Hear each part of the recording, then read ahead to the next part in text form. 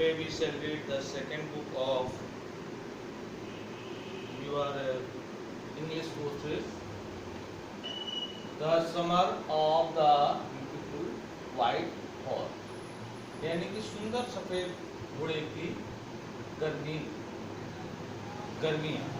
तो यह आपका स्नैपशॉट किताब से लिया गया है, जो कि आपकी सेकंड बुक है, सप्लीमेंट्री है। इसे आप जो है कॉपी के दूसरे भाग में बनाएंगे, यानी कि कॉपी का जैसे आप 10th में भी बनाते थे, आधी कॉपी में आपका फर्स्ट बुक का बनेगा, आधी कॉपी में आपका सेकंड बुक का बनेगा। तो इंडेक्स बना लेंगे और बुक का नाम लिख लेंगे। उसके बाद जो है नेक्स्ट पेज पर जो है आप इस चैप्टर का नाम लिखेंगे और ये डिफ़िकल्ट वर्ड है, उन वर्ड को आप जो है कॉपी पर उतार लेंगे। तो यह कहानी किस प्रकार है मैं आपको बता देता हूँ। तो इसमें जो कहानी है वह अर्मेनिया के दो लड़कों की है, जिसमें एक है एरम, दूसरा है मुराद। तो वह कबीला जो है अपनी ईमानदारी और सच्चाई के लिए पूरी दुनिया में प्रसिद्ध है। तो जो कवि है, लेखक है, वह कहता है कि एक सुबह नहीं हुई थी, यानी कि पाँव फटने वाली थी, उससे पहले की बात है कि किसी ने मेरे कमरे के दरवाजे को थपथपाया और मैं अपने बिस्तर से कूदा और खिड़की से बाहर झांक कर देखा तो मेरा चचेरा भाई मुराद जो है एक सुंदर सफेद घोड़े पर जो है सवार था और मुझे अपनी आंखों पर विश्वास नहीं हुआ। तो मैंने अपनी आंखें मली तो मुराद बोला, तुम सही हो, यह सच में एक घोड़ा है और मैं घोड़े पर सवार हूँ, तुम कोई सपना नहीं देख रहे हो। तो सबसे पहले जो मेरे दिमाग में आया कि हमारा जो कबीला था वह भयंकर गरीबी से गुजर रहा था और बड़ी मुश्किल से हमारे कबीले वाले खाने के लिए जो है भोजन जुटा पाते थे और मुराद का घोड़े से कोई संपर्क नहीं था, यानी कि कहीं से कहीं तक मुराद के पास जो है घोड़ा, अपना घोड़ा हो यह संभव नहीं था। अगर उसका घोड़ा नहीं था तो इसका मतलब उसने घोड़ा चुराया था। और घोड़ा चुराना यानी कि गार्गोनियन जो ट्राइब कबीला था जिसके लिए वह प्रसिद्ध थे और ईमानदारी के लिए प्रसिद्ध थे, तो उस परिवार का व्यक्ति कोई घोड़ा चुराए, यह बड़ा अजीब था और विचित्र था। तो एरम ने मुराद से पूछा, क्या तुमने यह घोड़ा चुराया है?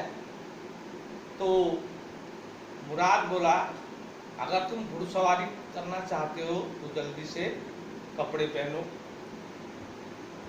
तो मेरे जो सबसे सुंदर जो मेरी इच्छा थी, यानी कि सबसे प्रबल इच्छा थी, वह मेरी घोड़े की सवारी करना थी। और क्योंकि वह सपना साकार करने के समान था, सुंदर सफेद घोड़ा मेरे सामने था, तो मैंने जल्दी से कपड़े पहने और खिड़की से बाहर कूदा और मुराद मेरे से बोला कि घोड़े के पीछे सवार हो जाओ। और मैं घोड़े के पीछे सवार हुआ और घोड़ा जो है पहले दुलकी यानी कि धीरे धीरे चलने लगा, फिर वह तेजी से दौड़ने लगा।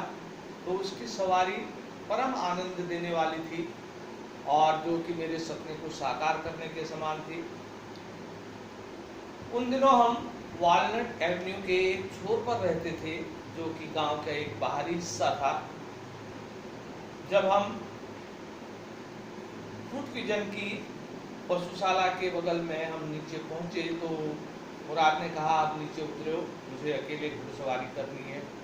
तो मैंने कहा कि क्या तुम मुझे भी घोड़े की अकेली सवारी करने दोगे?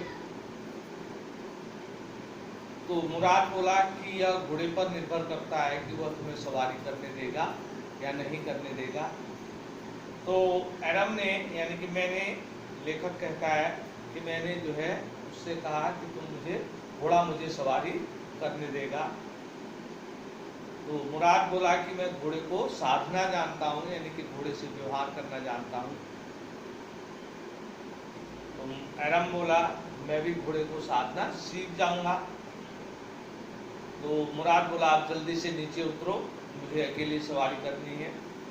और एरम घोड़े से नीचे उतरा तो मुराद ने घोड़े पर दुल्की लगाई, एड़ लगाई और घोड़ी दुल्की मारते हुए ऊपर दुल्की मारी और धीरे धीरे जो है सरपट तेजी से दौड़ने लगा। और उसने जो है अंगूर की जो बाग था उसको पार करते हुए वह जो इरिगेशन यानी कि सिंचाई के जो तालाब थे उसको पार करते हुए आगे निकल गया। और कुछ मिनट बाद जो है वह घोड़ा जो है वापिस आया जिस पर मुराद सवार था और उसके शरीर से पसीने की बूंदें टपक रही थी। तो एरम ने कहा अब मेरी बारी है। तो मुराद ने कहा ठीक है। और एरम जैसे घोड़े पर सवार हुआ तो घोड़ा आगे नहीं बढ़ा। तो मुराद ने बोला तो ये लड़के तुम क्या कर रहे हो, घोड़े पर एड़ लगाओ तब यह आगे बढ़ेगा। जैसे एरम ने एड़ लगाई तो वह जोर से उसने अपनी दोनों टांगें आगे की टांगें ऊपर उठाई और चिल्लाते हुए वह सरपट दौड़ा और अंगूर के बाग पर जो है आगे जाते ही उसने वहाँ पर 2-3 बेलों के ऊपर उसे जो है गिरा दिया और वहाँ से तेज सिंचाई के गड्ढों को पार करता हुआ आगे चला गया। तो मुराद हाँफता हुआ वहाँ पर आया और बोला चलो जल्दी करो, हमें घोड़े को पकड़ना है इससे पहले कि सारी दुनिया जाग जाए। और उसने कहा कि मैं सड़क पर से जाता हूँ और तुम इसके रास्ते इधर से जाओ, अगर तुम जल्दी पहुँच जाओ तो भगवान के लिए उसे पकड़कर मेरे पास लेके आना। तो कुछ समय पश्चात हमने घोड़े को पकड़ लिया और मुराद ने मेरे से कहा कि इस घोड़े को वापस कर दें या तुम फिर सवारी करना चाहते हो। तो मैंने कहा कि इसे कुछ समय तक घोड़े को हम अपने पास रख सकते हैं और सवारी के लिए घोड़े को चुराना कोई अन्य वस्तु चुराने के समान नहीं था, क्योंकि हम घोड़े को परमानेंट नहीं रख रहे थे और घोड़े को हम बेच भी नहीं रहे थे। तो हम कुछ समय तक उसको रख लेते थे, रख सकते थे जिससे कि हम चोर भी न कहलाए। तो मुराद बोला ठीक है, मैं एक ऐसी जगह जानता हूँ जहाँ घोड़े को रखा जा सकता है। वह उसको लेकर जो है फुट विजन की एक वीरान पड़ी पशुशाला में ले गया और वहाँ पर जो है ओट के कुछ ओट और जई की कुछ बालियाँ रखी थी, वहाँ पर उसको बांधा और उसकी पीठ को थपथपाया, हम वापिस चले आए। और कुछ दिनों तक हम जो है उसमें लगातार सवारी करते रहे। तो हमारे जो कबीले में खुसरो नाम के एक चाचा थे जो कि अपने उन्माद और अपने क्रेजी स्वभाव के कारण जो है हमारे कबीले में प्रसिद्ध थे। और मुराद संभवतः उनका जो है वंशज माना जाता था। और खुसरो जो है कि अपने बिगड़ैल स्वभाव, चिड़चिड़े स्वभाव के कारण प्रसिद्ध थे। एक बार की बात है, वो नाई की दुकान में जो है अपने बालों को बना रहे थे, तो इतने में उनका लड़का दौड़ते हुए आया और वो बोला पिताजी हमारे मकान में आग लग गई। तो खुसरो दहाड़े, तो बोला कोई बात नहीं, तुम उसको ध्यान मत दो, कोई नुकसान नहीं हुआ। तो नाई ने कहा कि लेकिन लड़का कह रहा है कि आपका मकान घर जल रहा है। तो बोला कोई हानि नहीं, उसको ध्यान मत दो। यह उनका एक तकिया कलाम था और मुराद को भी संभवतः उसी खानदान से, उसी का वंशज माना जाता था। जब एरम घर पहुंचा तो कुछ समय पश्चात जॉन बायरो नामक एक किसान जो कि दूसरे गांव में रहता था, वह उनके घर पर आया और उसकी माँ ने जो है खुसरो वहाँ पर, उसके चाचा खुसरो बैठे थे। तो जॉन बायरो वो उसकी मम्मी बैठक कक्ष में ले गई और उनको पीने के लिए तंबाकू दिया और उनको चाय दी। तो जॉन बायरन ने कहा कि मेरा एक सुंदर सफेद घोड़ा था जो लगभग 1 महीने से गायब है। तो एरम को विश्वास नहीं हुआ। तो उस दिन जो है मुराद उसके पास जो है घोड़े को पहली बार लेके आया था, यानी कि लगभग 1 माह पूर्व जो है मुराद ने उस घोड़े को चुकाया था। तो वह बोला कि मेरा जो घोड़ा था वह जो है मेरी पशुशाला से गायब हो चुका है, मैं उसे ढूंढ रहा हूँ। तो दूसरे बोले कोई हानि नहीं, उसको ध्यान नहीं दो। तो जॉन बायरो चिढ़ गया। तो उन्होंने कहा लेकिन मेरा घोड़ा छूट गया, उसे मैंने पैसों में खरीदा था। तो खुसरो बोले कि मैं पैसों पर थूकता हूँ। जब वह बाहर को गुस्से से निकला तो उसकी माँ ने समझाया कि वह अपने जो है पैतृक घर से दूर है, इस कारण जो है वह इस प्रकार का स्वभाव करते हैं।